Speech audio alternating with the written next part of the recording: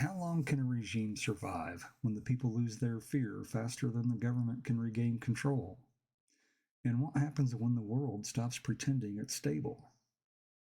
The protests in Iran have entered their seventh day and the regime is running out of tools.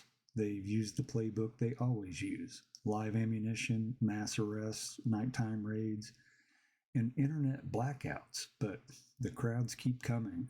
They're not just chanting, they're not just marching. They're confronting the security forces directly, and in some cities, they're pushing them back.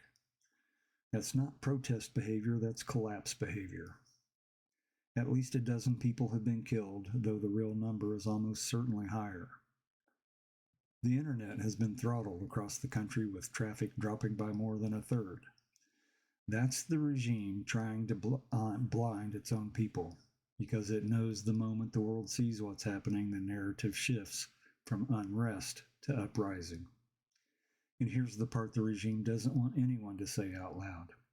Khomeini reportedly has a contingency plan to flee to Russia if the situation spirals. Dictators don't prepare escape routes when they're confident. They prepare escape routes when they know the ground is cracking under their feet. The United States has already issued a warning. If Iran kills peaceful protesters, there will be consequences.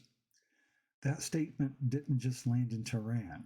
It landed in every capital that has spent decades betting on Iran's stability. And suddenly that bet doesn't look safe. Because this isn't 2009 or 2019 or even 2022.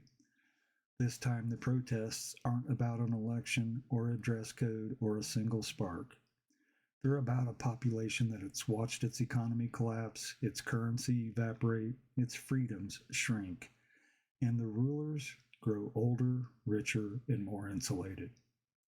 The people aren't asking for reform, they're asking for an ending. So how long can a regime survive when the people lose their fear faster than the government can regain control? Not long, and Iran knows it. Dispatches continue at 3.